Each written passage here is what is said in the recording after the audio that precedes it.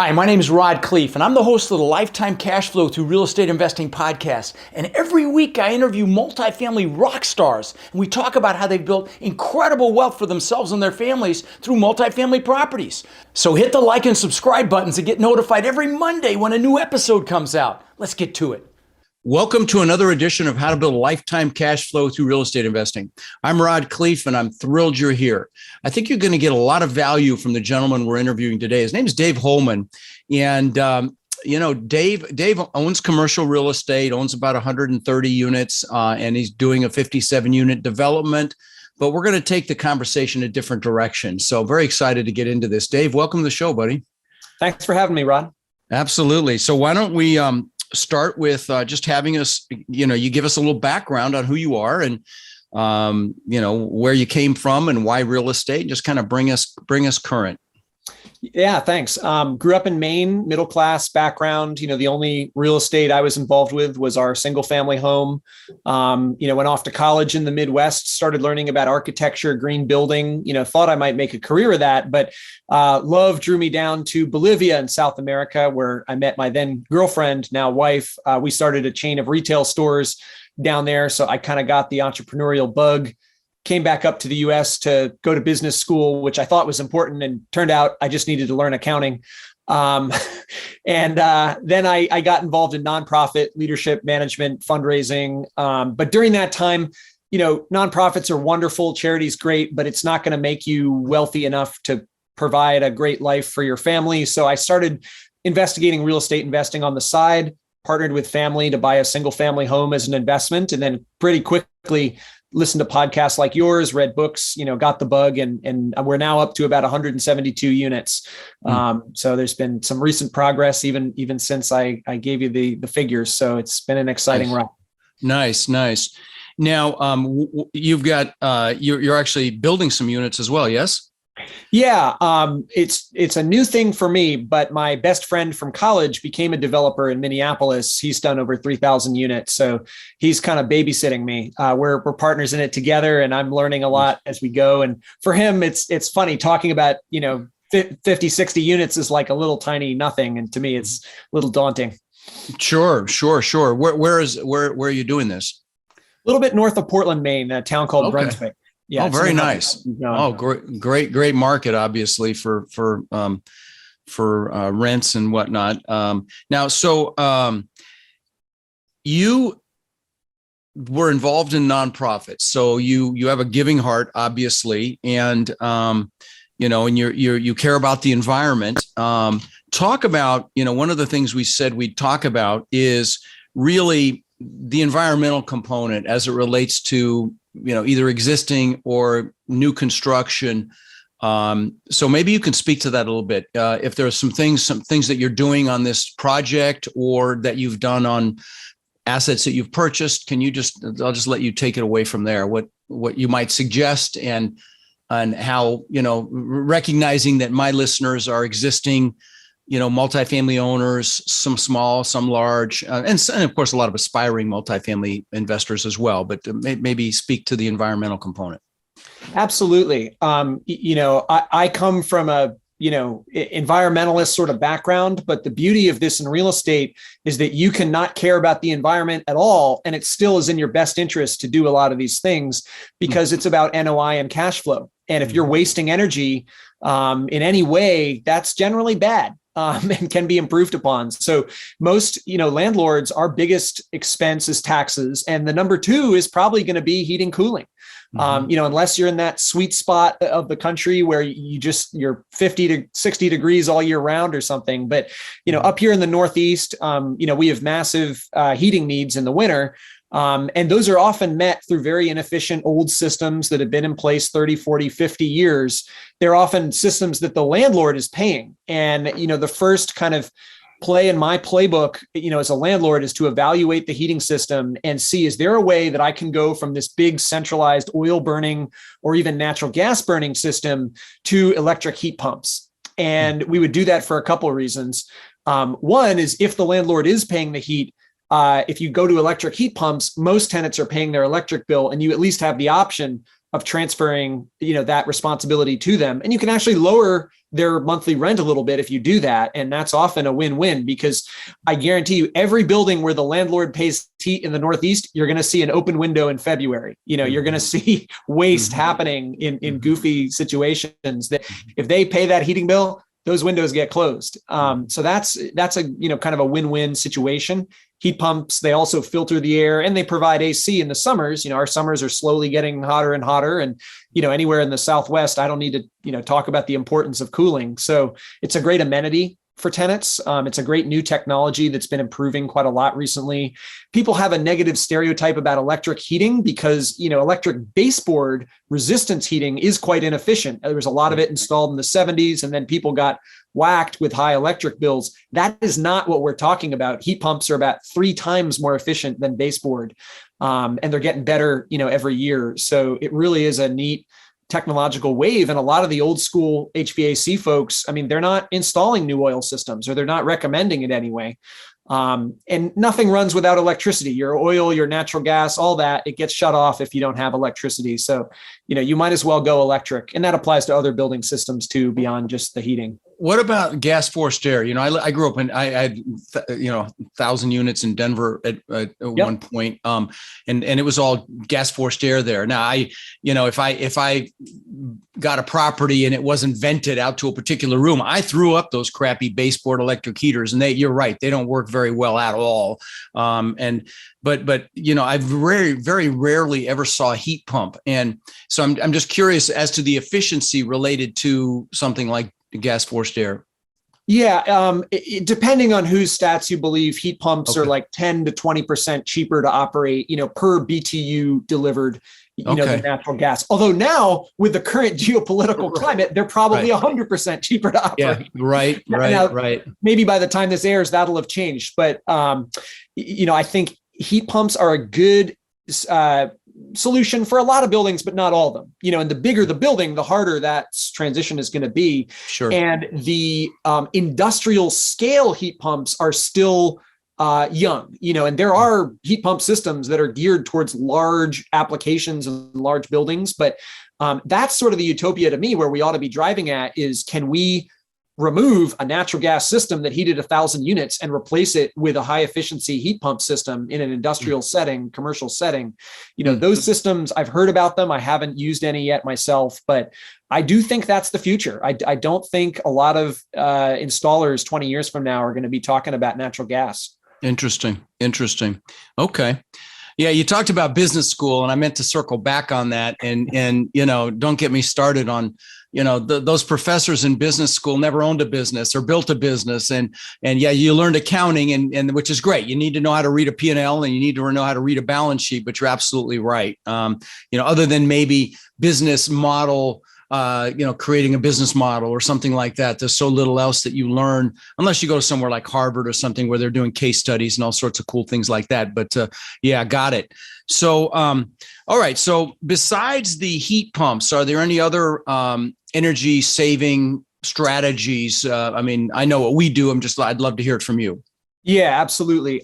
There's a lot of lower hanging fruit even than heat pumps. People think solar is the way to go. That's the most expensive, highest hanging fruit. And I'm not against solar in any means, but the basics are insulation. You got to look at if you're a landlord paying heat, you got to look at your insulation. And even with tenants, it's often just the right thing to do. It can air as well, by the way. It's not just the heat, by the way. Air as well. Insulation matters there too. Sorry, I interrupted. Please continue. Oh, all good. Yeah. So in the environments that need heating, a lot of times basements are not well insulated, and that can be a source of pipes freezing. You're wasting a lot of heat. A lot of times they'll have actual heating units in the basement just to keep pipes from freezing. I've decommissioned those in buildings, saving thousands of dollars of oil a year that was heating a basement. All you need to do is put in spray foam around those basement walls. It's a one-time expense with like 100% ROI per year. When you do that in a lot of cases. So that's a great tool to use, is attics and basements. Look at the insulation there. Another one is water efficiency. Sure. Make sure that you've got aerators on your faucets, that you've got low flow shower heads, you've got, the 1.28 gallon toilets or the dual flush. I mean, those 5-gallon toilets, man, especially when one of them breaks and starts flowing. I mean, that can be $1,000 problem. One toilet in 1 month can charge you a lot of money. So, paying attention to the number one and number two business is important. Yeah. Yeah. No. And what he means by when it breaks is if they just continually runs, if it's not stopping itself. And yeah, you get, that happens in your home even. What about lighting? Yeah, we just did a huge retrofit in a building where we switched 17,000 square foot building from all halogen. This is an office building we own. Wow. To all LEDs. And we actually got a big incentive from the state entity to do that. And there's a lot of states where you can get grant money, or low interest loans and stuff like that to do energy upgrades. So we got like 20% of the project paid for, by this greenhouse gas initiative that we have in the Northeast. But just the operating costs alone, that's a property where we're paying the electric bill, and it's triple netted out to some of the tenants, but the little office holders, we just include it. So it's totally in our benefit to reduce that bill. And that's like a, multi-thousands of dollars a year savings. It's a high ROI project. You got to think, okay, is this like a 20% ROI? I'm getting my money back in 5 years. If you're owning a building long-term, that's a phenomenal thing to do. Sure it is. You bet it is. Yeah, guys, it really adds up. You don't think, like an LED light bulb makes a difference, but when you've got a ton of them, it absolutely does. And so I know that you're, I guess we would call vertically integrated, even though you don't have a huge portfolio, you're managing yourself. Why? Number one. And let's start with why. Well, I've kind of been an A student most of my life, or at least A's and B's, and I don't like getting C's and D's, which is what my managers were getting. And, my units would go vacant for weeks at a time. And I had the sneaking suspicion that they were placing my tenants in other people's units, and it was just, it was a tough situation. I went from one manager to one that I thought was better. And I had kind of heard on podcasts like yours that a lot of times, if you want it done right in your particular, you sometimes have to do it yourself. And that doesn't mean you're personally interacting with all the tenants doing that kind of tactical groundwork on a large scale, but it at least means if you're going to manage the manager, they should be your employee. They should report to you, or you should find a really dynamite third party. I'm not anti third party managers. We manage for some other folks as well. But you do? Okay. Yep. But you have to be careful and make sure that they're not playing favorites or giving you a stick. I will tell you, while I'm thinking about it, I have a great resource of the questions that you should ask how to hire a third-party property management company. And I'll have to look and see how to get it. Just give me a minute and I'll give you guys the thing to text to get it. I actually know what it is. It's management. Text management to 72345. And it's got every possible question I could think of to ask a management company. And I'm going to tell you, guys, I'm sorry to steal the thunder here for a minute, but I'm going to tell you guys that we probably learn more about a market or a sub-market by the questions we ask the boots on the ground property management company than just about anything else we do, and so it's an incredible way to really get up to speed quickly on a sub-market. Now, so you manage for other people as well.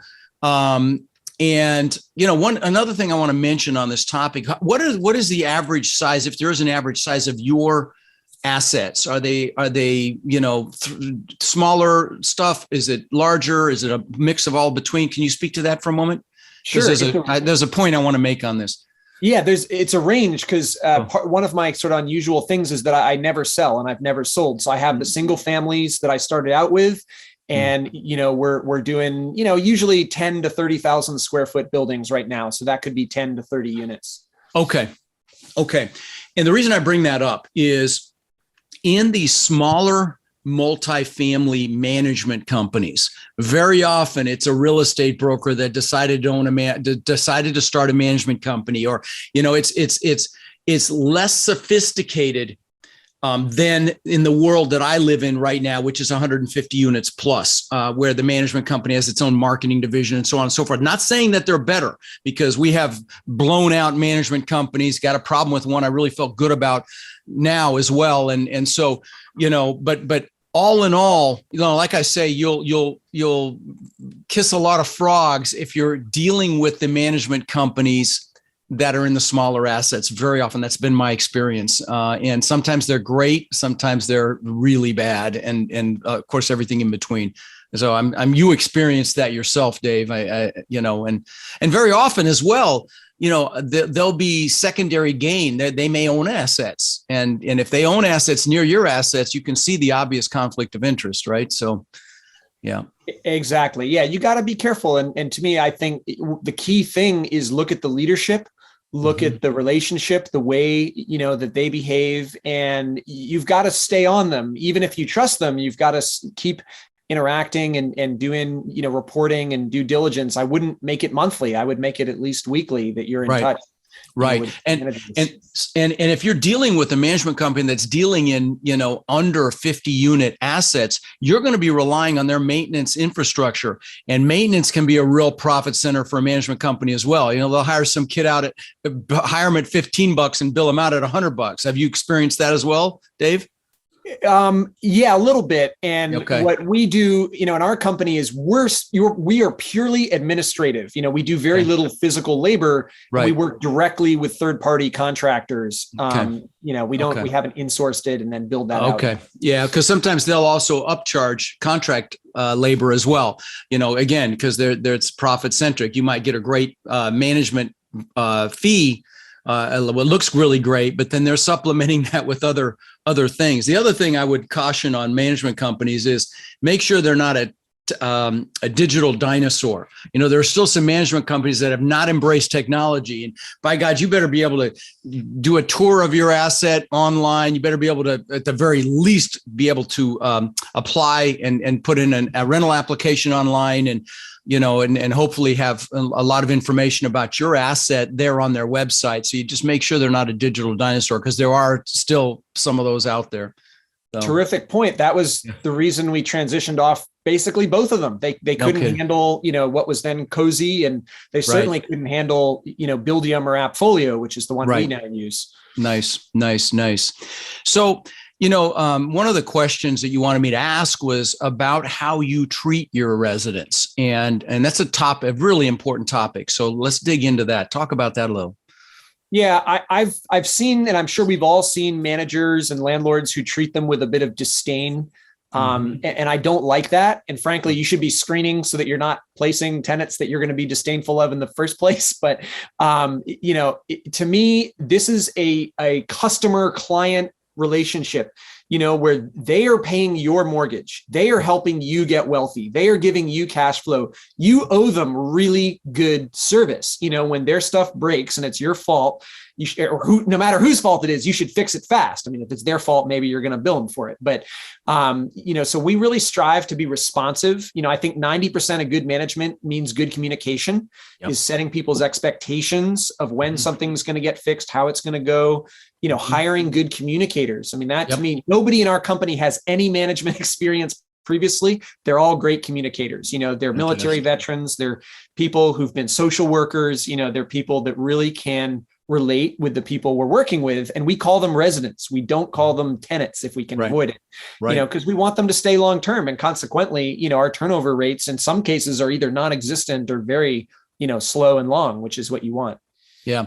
So guys, everything you said, spot on. And really the overarching thing that you said, which is critical, is the mindset piece, where you're not looking at them as anything other than a client, a customer, someone you need to take care of. And that's just the truth of it. Now, you'll get the ones that are just a complete pain in the what, that complain about everything. And, and that's the thing. I will tell you, in the management business, if you're in the management business, you can burn out because they don't call you when they're happy. And especially if you're third party managing, you've got owners that don't call you when they're happy and tenants that don't call you when you're happy. And I mean, I've owned a management company for decades, and managers will burn out. But if you treat them right, if you fix something and you follow up and make sure they're happy with it, that's critical. Again, it's communication, like you just said. So, that absolutely is the case. And then, like you said, if you're responsive,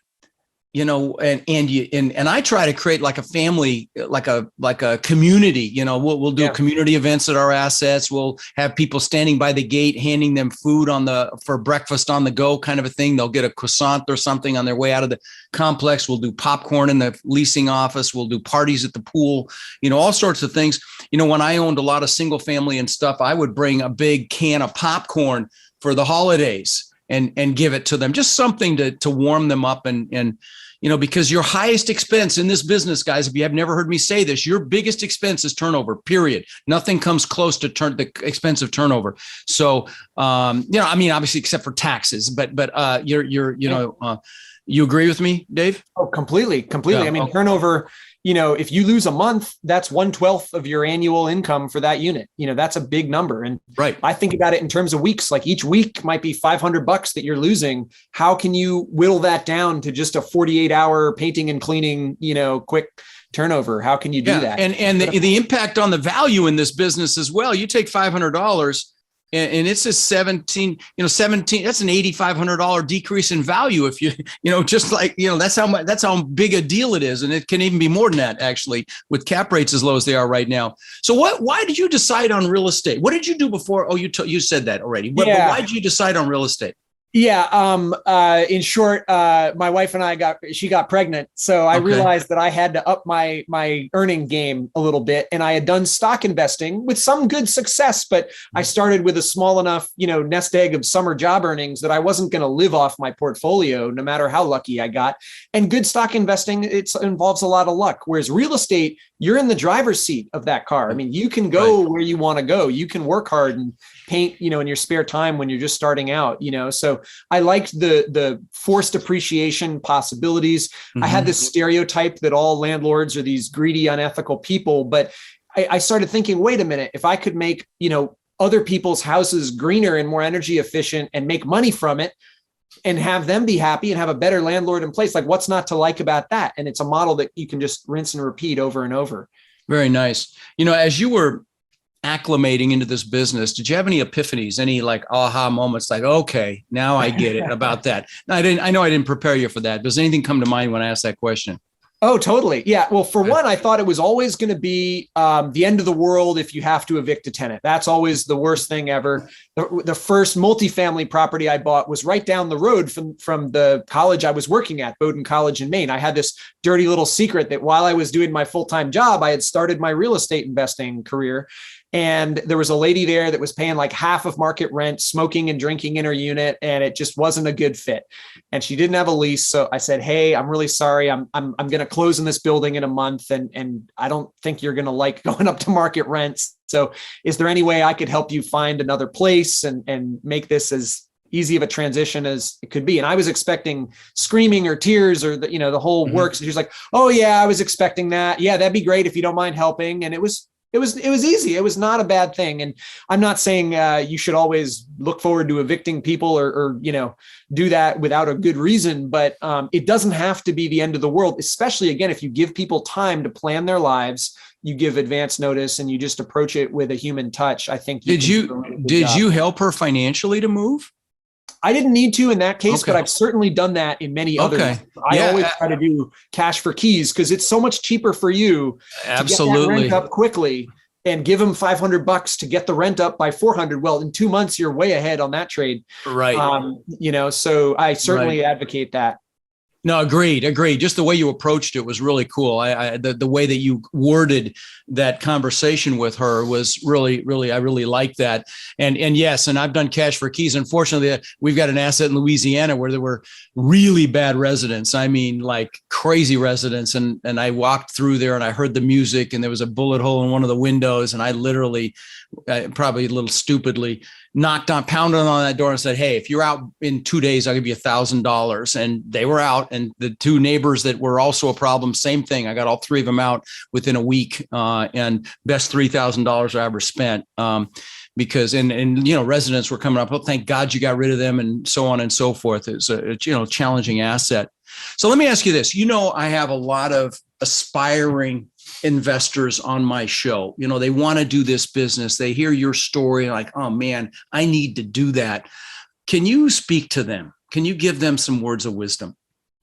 Yeah, I think, overcoming your fear, the analysis paralysis at a certain point, you got to just realize that if you just make one real estate investment today, even a small single family home, in 20 years, it's not going to be worth less than it is now. Like, this is not a money losing gamble kind of thing. I think it's one of the safest asset classes, safest kinds of investment you can make.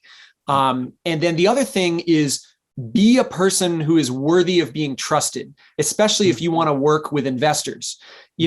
Honor your word. That is so critical, whether you're a contractor or anything else. I mean, just if you say you're going to do it, and have a good communication with people. And that will take you so far in this business because you'll develop a reputation.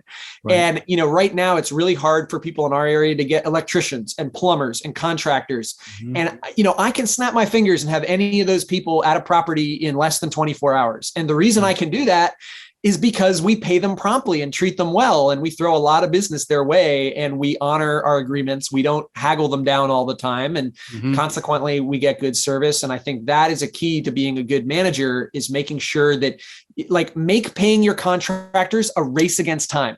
Be the person who pays them way faster than they expected, because it's really no skin off your back unless you're completely strapped for cash. But it means a lot to them, because a lot of times they have to hassle people. They hate that. They don't want to be emailing out reminders. And if you just pay them as soon as that bill comes in, you're going to have a loyal contractor helping you out when the what hits the fan.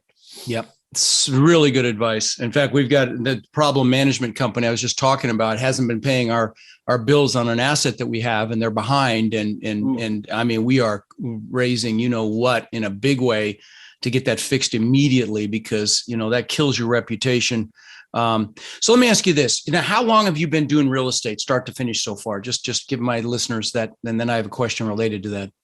I started this crazy business in 2011 as a passive investor. This best friend of mine from college had a family and friends deal called the syndication, which I had no idea about back then.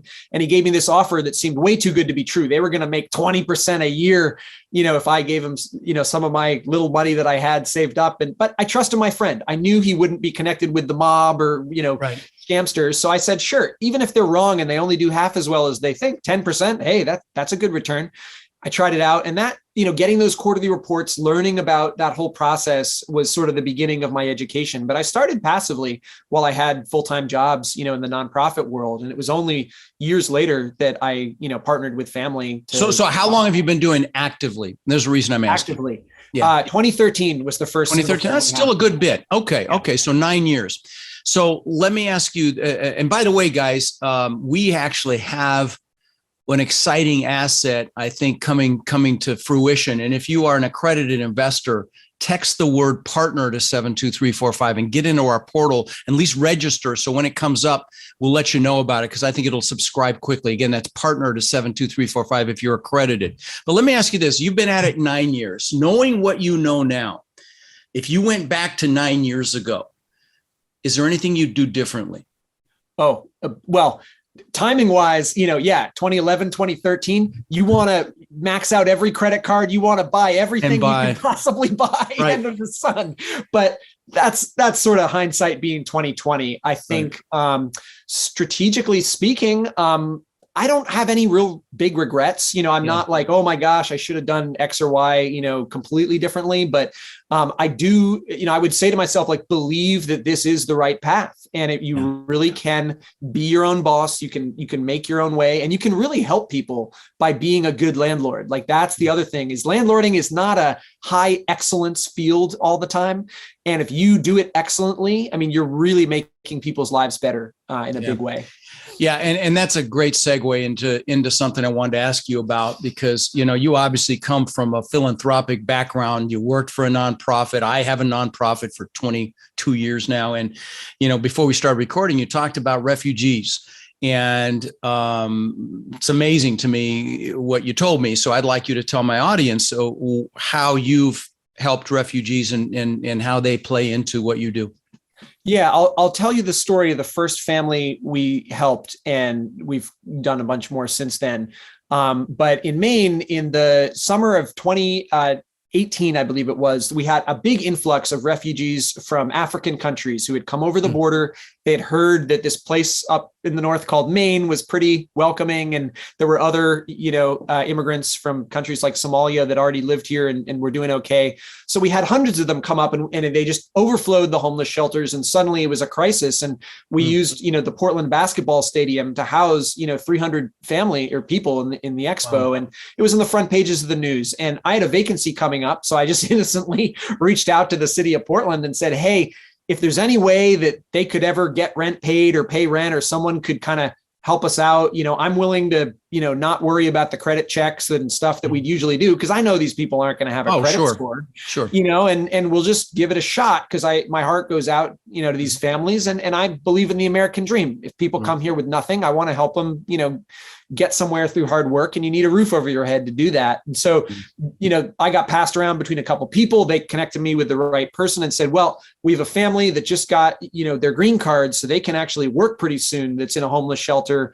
They speak a little English, from Rwanda. They'd be a good fit. And, with this apartment, it was unfurnished. So I just went on, Facebook to my friends and said, hey, we need donations of beds, dressers. And there was an outpouring of support because I think people really, they want to help tangibly, giving money, is one thing, but being able to be like, oh, I have an extra dresser and my friend is asking for it. Like that's real, And so we kind of weirdly outfitted this apartment for them.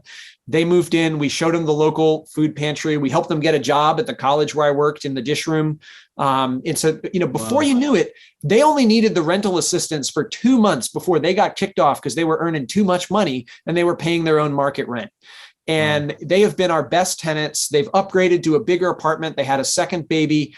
And guess what? They now were talking about renting a 3-unit apartment, for $2,000 a month. And I said, buddy, I'm a broker. Let me help you buy something. Because for that much a month, there's the FHA program. Like, I think you could be a good candidate. You've got a good credit score now that you've built up a couple of years of track record. And I would love to fire a tenant if I can help them get their first home. Like that to me is just, it's more important than retaining them for however long to keep paying rent, So that's one story that we're really proud of. We started taking other families too. That's so cool, brother. My hat's off to you, man. I mean, that is really, really cool. Well, listen, I really appreciate you coming on the show, Dave. It's been a real breath of fresh air. I've very much enjoyed this interview, and it's very much my pleasure to meet you. And I hope we stay in touch, my friend. You too, Rod. Keep up the great work. Thanks a lot. Thank you. Rod, I know a lot of our listeners are wanting to take their multifamily investing business to the next level. Now, I know you've been hard at work helping our Warrior students do just that using our ACT methodology, which is awareness, close, and transform. Can you explain to the listeners how they can get our help? You bet. Guys, we've been going nonstop for 3 years, building an amazing community of like-minded people. And our coaching students, which we call our Warriors, have had extraordinary results. They've purchased thousands and thousands of units. And last year, we did over 1,000 units with our students. And we're looking to grow this group and take it to the next level. We're looking for people who want to follow a proven framework that's really step by step, and then leverage our systems and network to raise equity, to find and close deals, and to build partnerships nationwide.